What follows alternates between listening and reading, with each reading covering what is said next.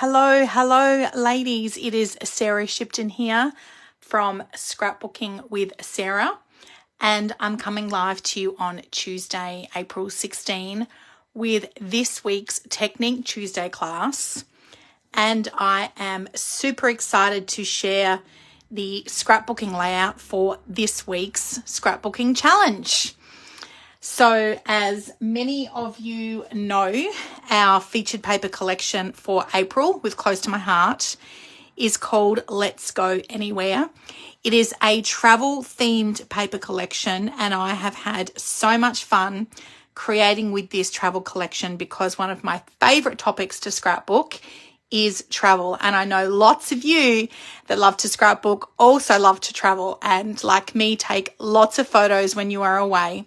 Now, I don't print every single photo when I get back from holidays, and in this particular case here, this is a layout that I have created for our son Jai, and this will go into his scrapbook album. And I'm having such a great time reminiscing and taking a walk down memory lane of the fantastic time that we had together as a family. Joe has joined us today. Hi, Joe. Hi, Hope. Thanks so much for joining in and watching my Facebook Live in our Scrapbooking with Sarah Shipton group. It's great to see you guys here. So I printed probably about 100 photos from our time last year traveling through London and Paris just for Jai. So I've captured photos where he mostly is in. I've obviously got a couple of photos of us doing things together as a group, but lots of photos where it is just him, because this is a layout that will go into his scrapbook album, and he will have this always to look back on our holiday together for my husband's 50th birthday last year.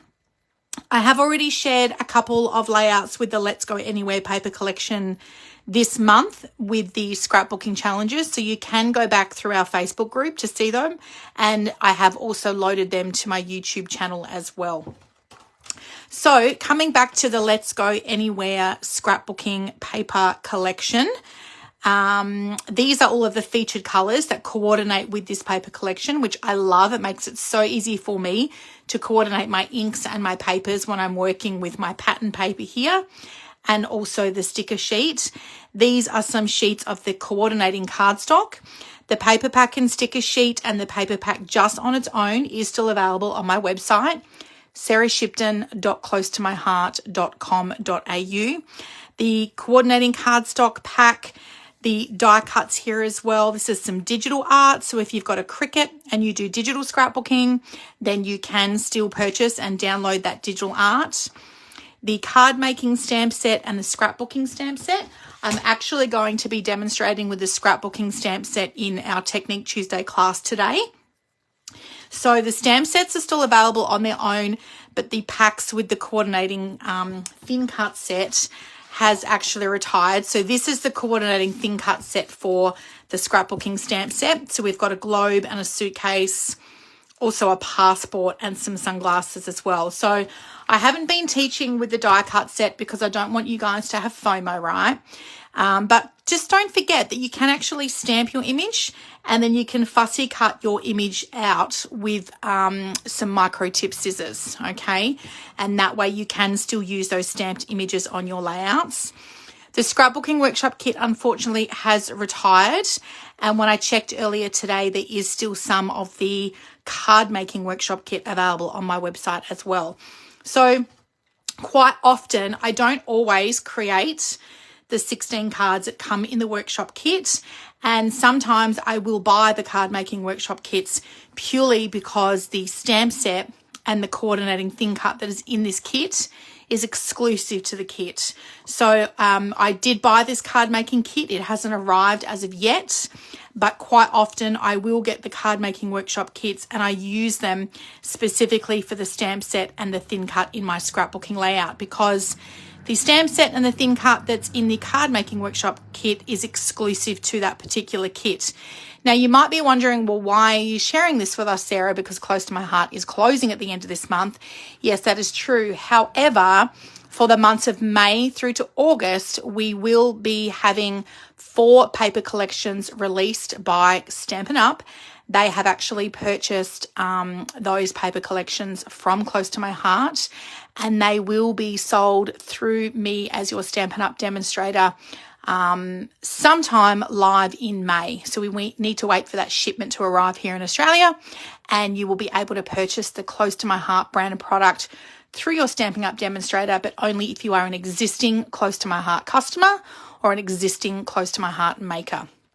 So those that are in the know about that will know how that works. So basically you will just need to sit tight until we have that product available. And so I'm giving you the heads up on that because what I'm walking you through here now in this current catalogue is going to be exactly the same for those of you that are familiar with the Close to My Heart product and have been scrapbooking with me for some time. What you see me do on a month-to-month basis will be the same for May, June, July, and August with that Close to My Heart created paper collections. Everything that you see on a monthly basis. Card making workshop kits, scrapbooking workshop kits, themed card making and scrapbooking sets with the coordinating thin cuts, paper packs, cardstocks, and the embellishments as well. So we are going to have that, and that is going to help us transition for the next 4 months between the two companies. So I am so excited to still be able to bring my joy and my passion of scrapbooking and memory keeping to all of you. Miss Brenda has joined us as well. Hi, Brenda. Thanks so much for watching. Okay, so this week we are creating pattern number 36 in the Make It From Your Heart Volume 3 book. Now, guys, if you have not been following me on the social media, Close to My Heart is in the process of liquidating all of their stock. And this particular book, which normally retails for $30, has actually been reduced to $10. So run, do not walk, and make sure you get your scrapbooking how-to guides from my website before these sell out. Both Volume 3 and Volume 6 are still available on my website. And if you are a scrapbooker, let me tell you, whether you are a beginner or a seasoned pro, this how-to guide will change the way that you scrapbook because the patterns give you all of the practical tools that you need. You can even go through and go, all right, I've got 6 photos, and you can come through the index here and you can find a pattern that suits the 6 photos that you've got. For those of you that have been scrapbooking with me for some time, I started the weekly scrapbooking challenges before I went on this overseas trip last year, and we have been working from pattern 1 all the way through the book. So we're coming to the end of this particular book. And the reason I'm promoting this to you is because once you have this book, you can reuse the patterns over again and again and again with the papers that you already have in your stash, or perhaps new papers that you're going to be investing in. Now, we are doing pattern 36. Yes, I have skipped ahead a little because last week we did pattern number... I skipped ahead a lot. Last week we did pattern number 31. But I've come to pattern 36 because I absolutely love the way that you can get so many portrait photos on your phone. Now, I don't know about you, but most of the photos I take these days are portrait because I use my phone. I'm pointing my phone, literally just point and shoot with my photography. And so I do end up with a lot of portrait photos as opposed to the landscape. So I love this layout because you can get 1, 2, 3, 4 portrait photos. It has got some examples of using Pocket Plus with your scrapbooking. So I haven't used them today in my layout because these were the only photos I had that go with this particular time in Paris. And it has also got some tips on how to incorporate pocket scrapbooking into your layouts as well. So you can use paper, which I have done to cut down to fill these spaces here, or you could use 3x4 inch pocket cards. And that would be very easy to do. Like this section here was meant to be for a 4x6 inch pocket card, but we didn't have pocket scrapbooking. So Close to My Heart stopped doing pocket scrapbooking cards last year. So we called them Picture My Life. But I'm super excited because Stampin' Up! do pocket scrapbooking cards. And stay tuned because I'm actually going to recreate this layout, but with some Stampin' Up! Papers and some Stampin' Up! Pocket scrapbooking cards. I'm not going to be able to share that with you until after May 1. And if you are booked in for my National Scrapbooking Day on May 11, then you will get to see that product in the flesh. So because I didn't have a 4x6 inch pocket card here, I've just cut my cardstock down to 4x6. And then I have used the stamp from the Let's Go Anywhere stamp set to do some random stamping. I taught this technique in my Technique Tuesday last week, and the video has been posted to my YouTube channel. So I've used this particular stamp here, and I've just done some random stamping on that 4x6 inch card there, and that's how I've ended up with that really fun pattern. So you can make your own patterns with your scrapbooking stamps, which is really cool. And then what I've done here is just created an embellishment cluster. So quite a large sticker here, popped up with some 3D foam tape. And then I've used some of the die cuts from the Let's Go Anywhere die cuts pack. And I've used my glue dots to stick those embellishments on here. Keep them nice in place. And then I've got some stickers from the Let's Go Anywhere range here. Another embellishment cluster here with the sticker tag, and then some die cuts and a sticker popped up with some 3D foam tape here. And on this layout here, we have another embellishment cluster. This here, I've cut down 3x4 inch paper, and then 2x3 inch cardstock, and I've ruled some lines to make my journal box. And this was more bullet point journaling here as we took a scenic route around Paris on the hop on hop off bus and did a little bit of sightseeing based on how we were vibing the day. Here's the coordinating pattern paper down the bottom here as well, and another little embellishment cluster. So I love embellishment clusters. You can see here we've got them in like a triangular shape, so that details the eye across the layout very easily. So clustering the embellishments together in little groups of odd numbers, embellishments of maybe 3s, 5s, 7s, 9s, having them clustered together looks a lot more aesthetic than having random bits and pieces kind of spread out over your layout. So that's just a little tip there for you. So the one thing I do love about scrapbooking with a coordinated paper collection is it has everything I need to make my layout look fantastic in terms of coordinating stickers, coordinating embellishments, and then also pattern paper and cardstock and stamps as well. I don't have to think about it. I can just invest in a paper collection and I am ready to rock and roll. So the technique that I'm going to be sharing with you ladies today is called creating borders with the stamp. And I've actually created the borders through the middle here. So with my layout, I've got this on a 12x12 base of white daisy cardstock. However, I could have actually used scarlet. You can see here where the photos don't join through there. I'm not too bothered about it. I know my daughter was, and she's watching. Hello, Miss Kayla. Thank you for joining us today. It did do my OCD in a little bit, but you know what? You get over it after a while, because the most important thing here, girls, on the layout is the photos and, of course, my stories and my memories. I just love looking back at photos of us doing special things together. Okay, so I could have used the scarlet cardstock as my base, but I've used white daisy, and then I've actually cut my scarlet cardstock down at 2 1/4 inches just to fill that space there. And then I've stamped the border on here. So I'm going to move these to the side and share with you, actually, I might just pop that there, and then let's have a look at the stamps that I have used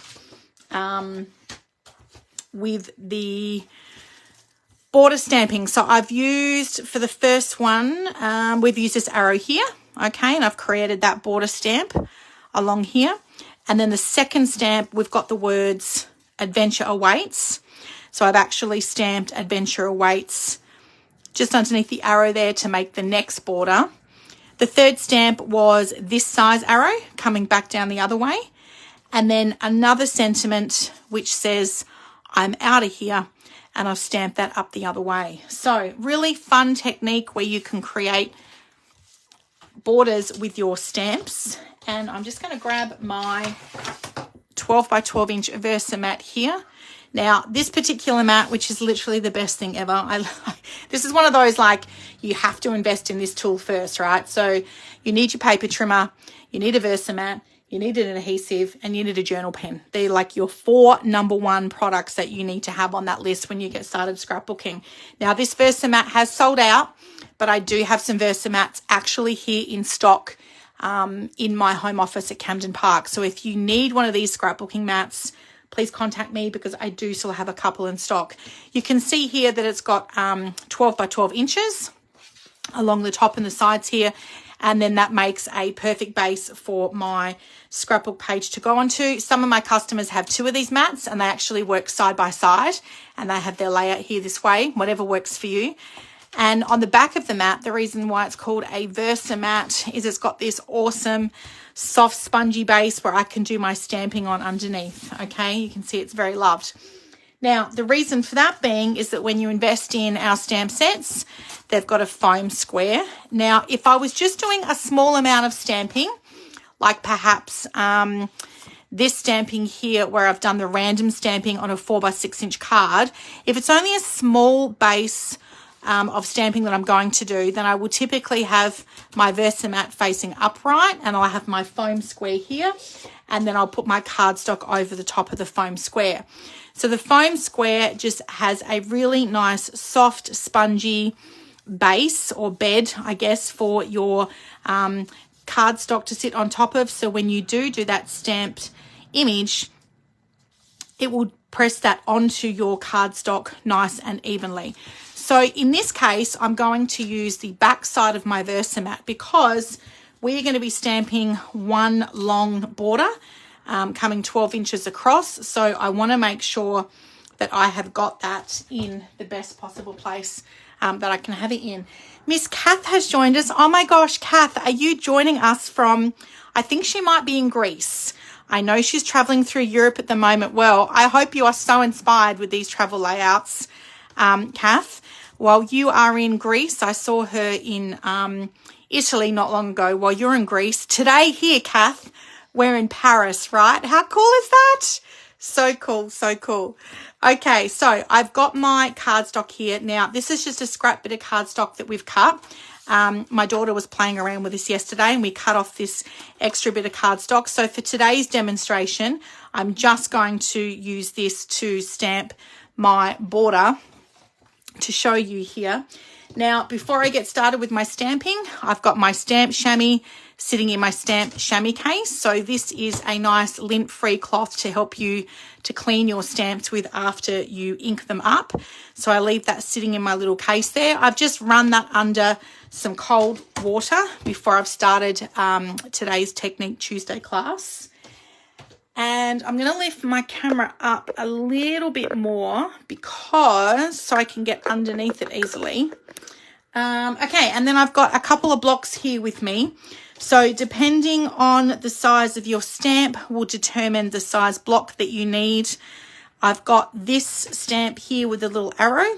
So I'm just peeling him off the back of my carrier sheet and putting him on my block. Now, sometimes it can be a little tricky to get these stamps straight that you need to have straight on your block. That one's looking good.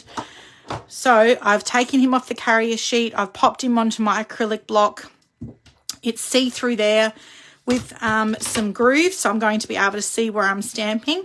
And all I'm going to do here is tap my stamp into the ink just to make sure that's inked up really nicely.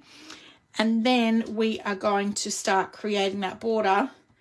So it doesn't matter if you go a little bit off the edge for the first stamp because it's going to be a border, so that's okay. And we are just going to continue to stamp that arrow, and then I want to apply more ink in between the stamping so I get that nice and fresh with my colour before I stamp the next arrow. Now, if I wasn't to re-ink that and I just wanted to stamp that without re-inking, this technique is called second generation stamping, where you get a lighter colour of the original colour that you've stamped. So there we go, girls. You're getting another tip today. That's 2 for the price of 1, hey? Now, the thing I love about the acrylic stamps being on this clear block, I'm just going to wipe off that ink there. So what I've done there is I've applied too much pressure in my ink pads, or I have rocked the ink pad. So when you rock it, you're going like this, right? And then what happens is you end up with all of this ink around the outside of your stamp on the block, which you do not need to do. You don't need to rock it. All we're doing is just tapping it, boom, boom, boom, boom, tapping that there, and then we are lining that up. So having it on that clear acrylic block makes a really big difference because I can line that up as best I can. I think I'm coming a little bit low here. I can line that up and then press my next stamped image in line with where the one I've previously stamped is. So it's like this continual border. So if you go off a little bit off the edge, don't be worried about that too much. And there is my first row of my arrow borders. Okay. What do you think, girls? What do you think? So once I've finished, what I'm going to do is wipe my stamp chamois over the top of that stamp. The thing I love about the stamps, I mean, I love stickers. I only started stamping in 2013 when Close to My Heart came into the Australian market. So I had never stamped before.